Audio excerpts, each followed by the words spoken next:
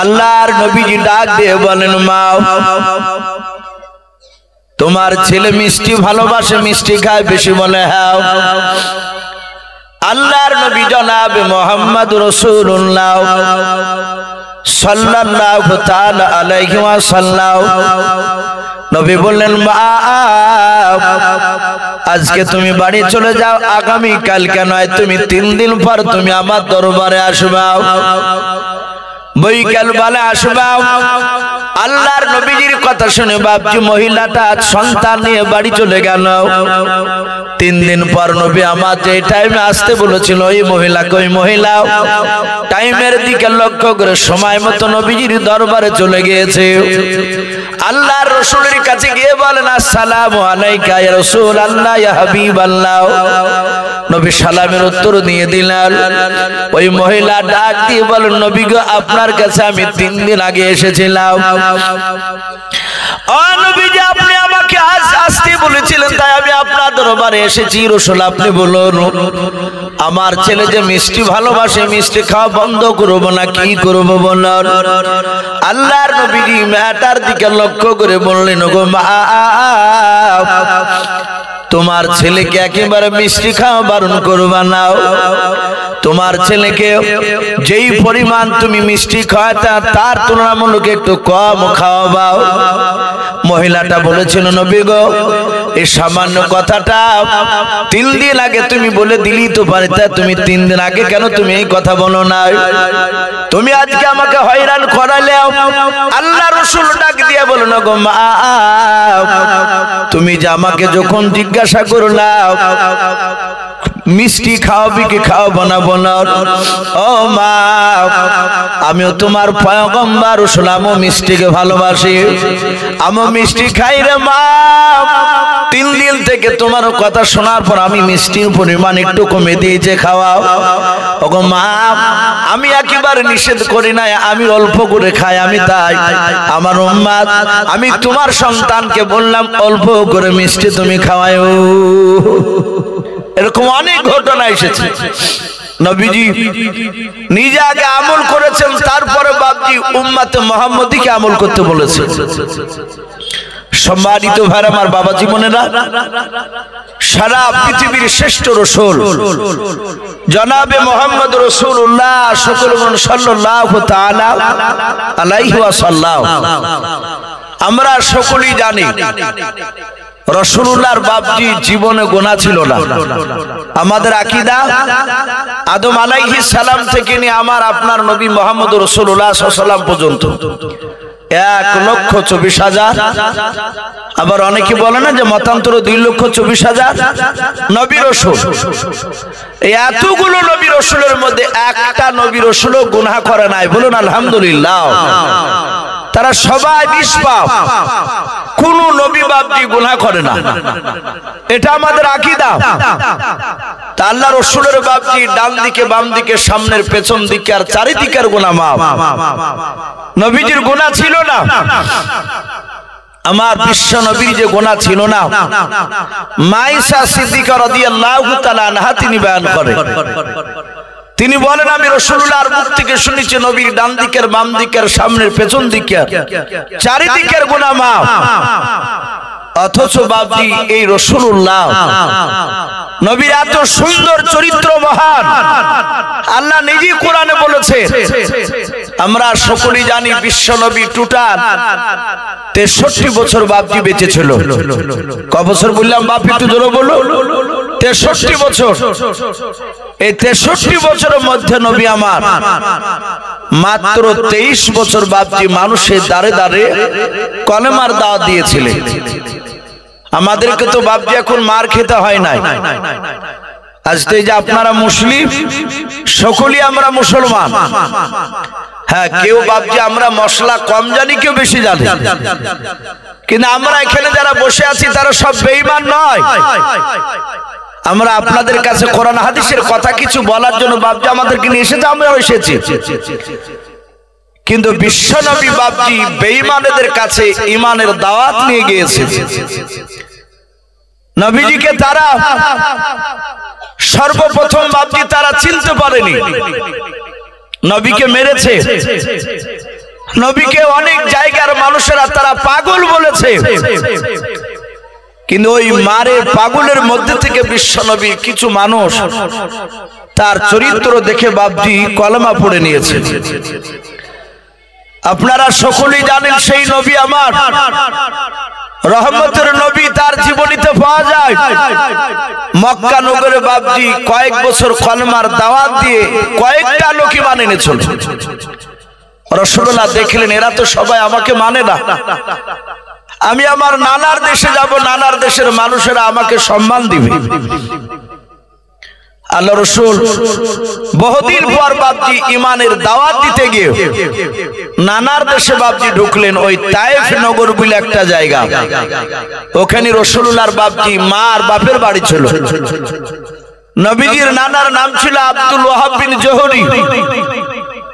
ওনার বাড়িতে বাপজি যাওয়ার আগে মক্কা নগরে বাপজি ঢোকার সময় যেমন আপনাদের এই গুধিয়ার ওদিক দিয়ে এসে এটাকে গোসাইপুর বলছে নাকি রোডের মুখখান, আর এটা তো ঘুঘু পাড়া না আপনাদের, এটা ইসলাম পল্লী, ইসলাম পল্লী।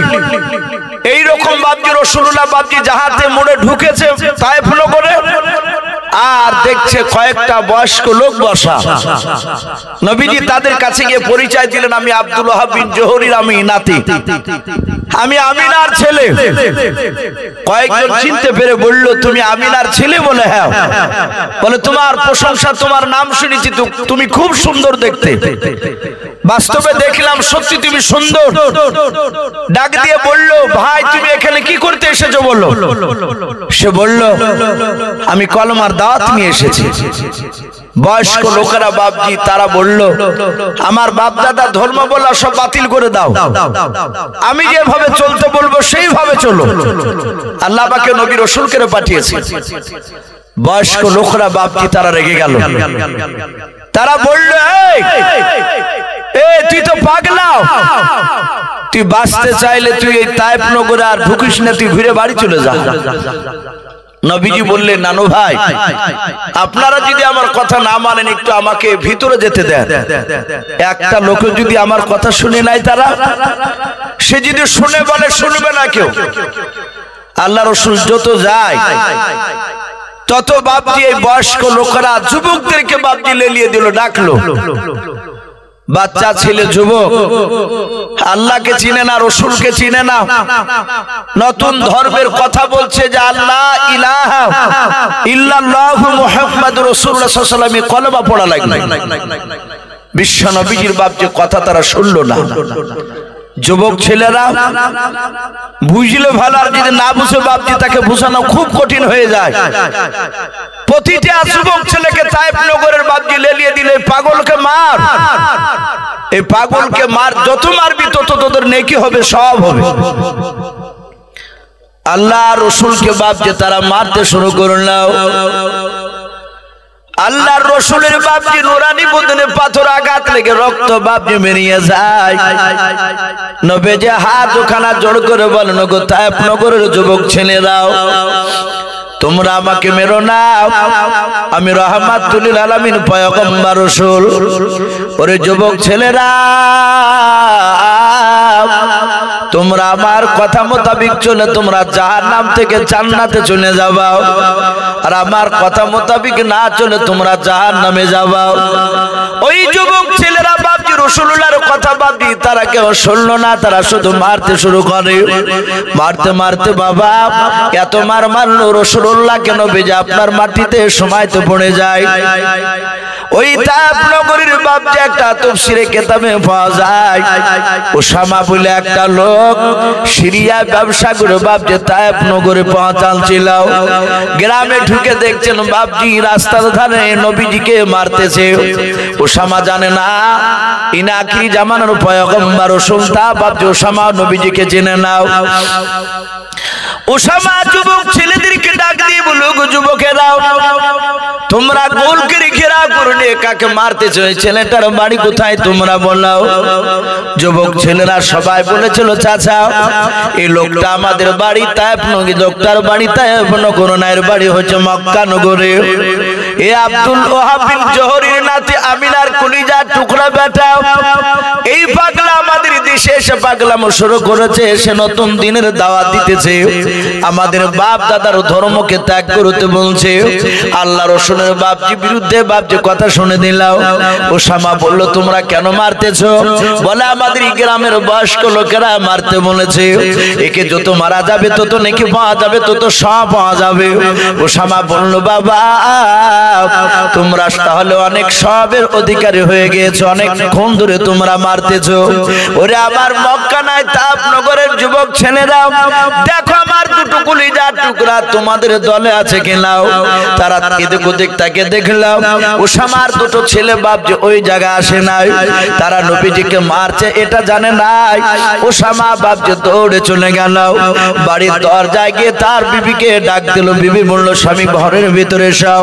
বলে, ঘরের ভিতরে আমি যাব না রে বিবি। তাড়াতাড়ি বলো, আমার সন্তান দুটো কোথায় আছে? বলে, আমাদের কলিজার টুকরা সন্তান ঘরের ভিতরে শুয়ে আছে। কেতাবে পাওয়া যায় ওই ওসামার বড় ছেলেটার বাপ যে বয়স ছিল মাত্র বাপ যে 12 বছর, ছোট ছেলেটার বয়স ছিল বাপ যে 8 বছর। এই দুই ছেলে বাপ যে ঘুমিয়েছিল। ওসামা ঘরে যাওয়ার পর দুই ছেলের ঘুম ভাঙালো। ঘুম ভাঙানোর পর বলেছিল, বাবা ওই তায়েফনগরে একটা পাগল এসেছে মক্কা নগর থেকে, গোটা তায়েফনগরের যুবক ছেলেরা মেরে মেরে তারা নাকি অর্জন করে নিলাও। ওরে আমার ছেলেরাও আর ঘুমায় থাকো না, যাও আমি তোমার আব্বা ওসামা আমি দেখে আসলাম, তোমাদের দুই হাতে আমি দুটো করে পাথর ধরে দিয়েছি। ওরে আমার কলিজার টুকরা দুই ভাই, তোমরা দুটো পাথর নিয়ে যাও, নিয়ে যাওয়ার পর পাগলকে মেরে তোমরা নেকিটা তোমরা নিয়ে নেবাও। বাচ্চা ছেলে দুটো রাসূলুল্লাহকে বাপ যে চিনে নাও। বাপের হুকুম মোতাবেক বাবা দুই ছেলে পাথর নিয়ে বাপ যে রাসূলুল্লাহর কাছে চলে গেল। আল্লাহ রাসূলকে বাপ যে মারতেছে, নবী আমার মাটিতে লুটালুটি করার চিৎকার করে কেঁদে কেঁদে বলো, গো তায়েফনগরের ছেলেরাও তোমরা আমাকে মেরো না। কিন্তু ওরা বাপজি শোনা নাই নবীজির কথা। আল্লাহর রাসূলকে বাপজি বৃষ্টির নাই বাপজি নবীজির শরীরে তারা পাথর আঘাত করে। নবীর পা মুবারক খানে বাপজি রক্ত বয়ে বয়ে বাপজি চলে যাচ্ছে, জামা দিয়ে রক্ত বেরোয়। আল্লাহ রাসূল সাল্লাল্লাহু তাআলা আলাইহি ওয়াসাল্লামের বাপজি কপাল ফেটে গিয়েছে, পেছন দিকে পাথর মেরেছে, মাথা আঘাত লেগে মাথা ফেটে গিয়েছে। আল্লাহ রাসূলের বাপজি আপনার মারার জন্য ওই ওসামার দুই ছেলেকে বলেছিল, বাবা আমি তোমার ওসামা আব্বা বাড়ির দরজায় দাঁড়িয়ে গেলাম, আমি এখনো বাড়ির ভিতরে আমি প্রবেশ করব না। ওরে আমার ছেলেরা, ওই পাগলটাকে যতক্ষণ পর্যন্ত তোমরা না মেরে আসতে পারবা ততক্ষণ পর্যন্ত আমি তোমার আব্বা ওসামা ঘরে প্রবেশ করব না, এক গ্লাস পানি পর্যন্ত পান করব না। বাবা তোমরা যাও। এই ছেলে দুটো বাপটি চলে গেল। 8 বছরের যে ছেলেটাও হাতে ডানা হাতে পাথর নিয়ে বাবা আল্লাহ রাসূলের বাপ যে পেছন দিকে আপনার দাঁড়িয়ে গেল। বড় ছেলেটা যার বয়স ছিল বাবা 13 বছর, ওই ছেলেটা হাতে পাথর নিয়ে আল্লাহ রাসূলের বাপ যে সামনের দিকে চলে গেল নবীজির কপালে মারার জন্য। আল্লাহ রাসূলকে বাপ যে মারবে, বড় ছেলেটা বাপ যে নবীর কপাল কানে নিশানা করেছিল। পেছন দিকে ছোট ছেলেটা আল্লাহ রাসূলের বাপ যে পেছন দিকের মাথায় মারার জন্য বাপ যে রেম করেছিল পাথর নিয়ে। কিন্তু কিতাবে লেখা আছে বাপ যে সিরাতে হালবিয়া বলি বইটাই, ওই কিতাবটা তাই বাপ যে পাওয়া যায়। ওই তায়েফনগরের একটা যুবক ছেলে বলেছিল, আমি ওই আব্দুল্লাহর সন্তান, আমিনার কলিজার টুকরা বেটা জনাবে মুহাম্মদ রাসূলুল্লাহ সাল্লাল্লাহু তাআলা আলাইহি ওয়াসাল্লামকে আমি এক এক করে 70টা পাথর মেরেছিলাম। ওই যুবকটা বলেছিল, একটা পাথর মিহি যায় না, 70টা পাথর নবীজির গায়ে লেগেছিল, কপালে, তার মুখে, তার পেটে, বুকে, পায়ে লেগেছিল, একটা পাথর বাইরে যায় না। ওই যুবকটা বাপজি 71 নাম্বার পাথরখানা নিয়ে দয়ার নবীর বাপজি কপালে মারার জন্য ওই যুবকটা বাপজি নিশানা করে জোরে বাপজি ছুড়ে দিয়েছে পাথরখানা। আল্লাহ রাসূল বাপজি মাথাটা নিচু করলেন, নবীজির মাথার উপর দিয়ে পাথরখানা ছুটে গিয়ে বাবা ওই ওসামার 8 বছরের ছেলেটার কপালে গিয়ে বাপজি পাথরটা লেগে কপালটা ফেটে গেল। ওই বাচ্চা ছেলেটা ডান হাতে পাথর নিয়ে মা আব্বা বলে চিৎকার করে উঠলো। আল্লাহর নবীজি তাকে দেখলেন, এই পাথরটা কিন্তু যুবক ছেলেটাকে, ওই বাচ্চা ছেলেটাকে মারতে যায় না, পাথরটা মেরেছিল আমাকে, আমার কপালে না লেগে ওই ছেলেটারও কপালে লেগে গিয়েছে। আল্লাহ রাসূল বাপজি হামাগুড়ি দিয়ে ওই সমস্ত ছেলেদেরকে বলে, বাবা তোমরা আমাকে মারো, ওই বাচ্চা ছেলেটাকে তোমরা বেরো নাও, ওই ছেলেটা তো কোনো অন্যায় করে নাই, ওই ছেলেটাকে কেন তোমরা মারলে বলাও। আল্লাহ রাসূলের বাপজি মাথার পাগড়ি খানাকে বাপজি ছুঁড়লেন, ছেড়ার পর ওই বাচ্চা ছেলেটার কপালে রক্তটা মুছে দিয়ে নবীর পবিত্র হাত দিয়ে বাপজি কপালে পাগড়ি বেঁধে দিলেন। ওই বাচ্চা ছেলেটা নবীর আখলাক চরিত্র দেখে বাবা উসামার দুই ছেলে বাপজি দাঁড়াতে পারলো না, পাথর হাতে করে নিয়ে আল্লাহর নবীজি কার মারতে পারলো না।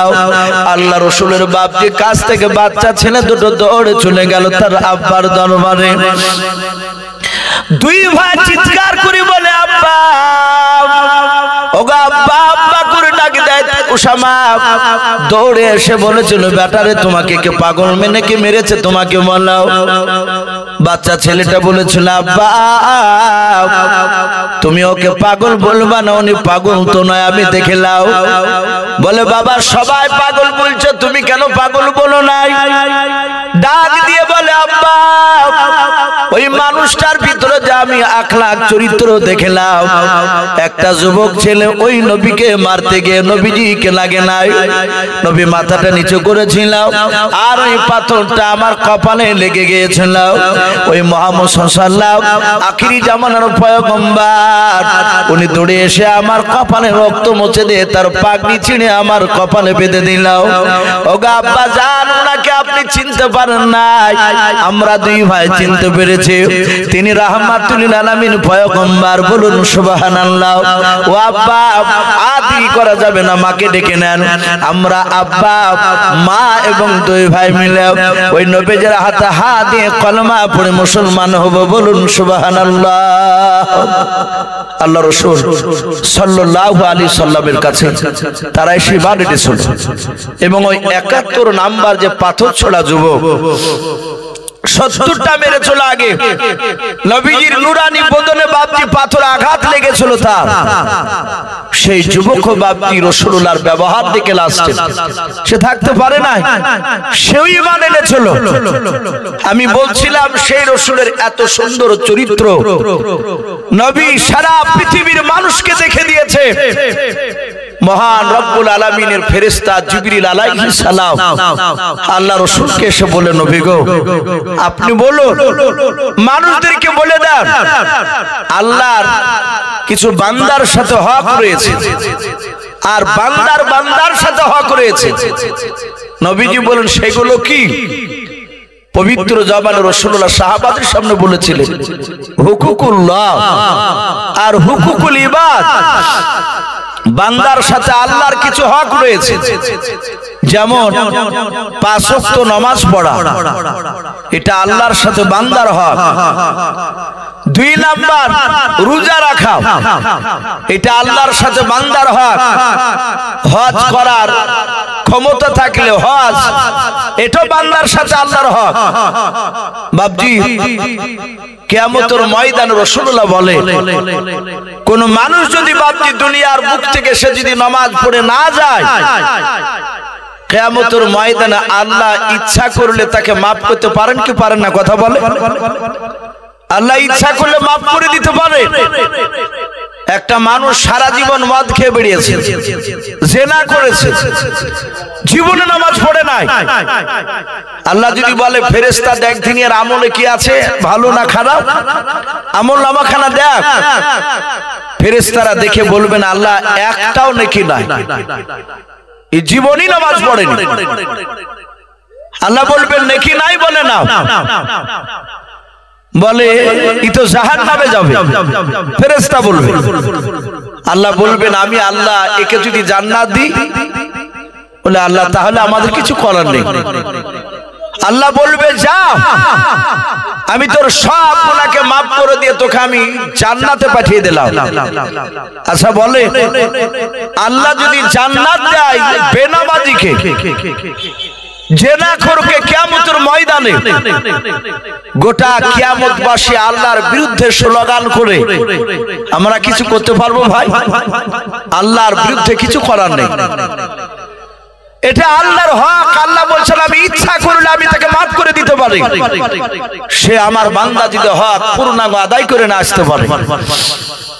কিন্তু বান্দার সাথে বান্দার কিছু হক, আপনি কাউকে আঘাত দিয়ে কথা বললেন, কাউকে ইট মেরে মাথা ফেটে দিয়েছে, মাঠে ছাগল চড়াতে গিয়েছেন কিংবা হয়তো ভুইলিড়াতে গিয়ে টুকমুক করে ঝামেলা হতে হতে অমনি দাউলি ধরে আপনি মেরে দিয়েছেন মাথা, তার মাথা ফেটে দিয়েছেন, আঘাত করেছেন তাকে, সে ব্যথা পেয়েছে আপনার ব্যবহারে।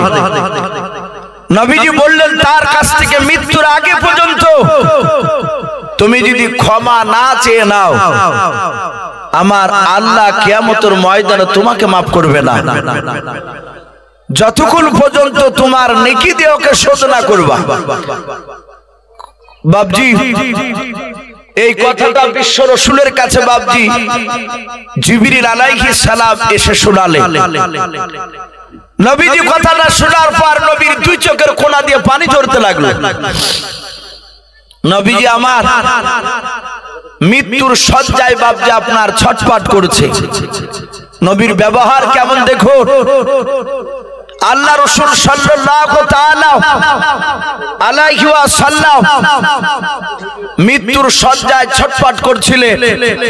কিতাবে লিখেছে নবীজি মাথার যন্ত্রণায় কাতর হয়ে মওতের আগে নবী 13 দিন ধরে বিছানাগত হয়েছিলেন। কদিন বললাম বাপ? 13 দিন নবীজির মাথার যন্ত্রণা হয়েছিল।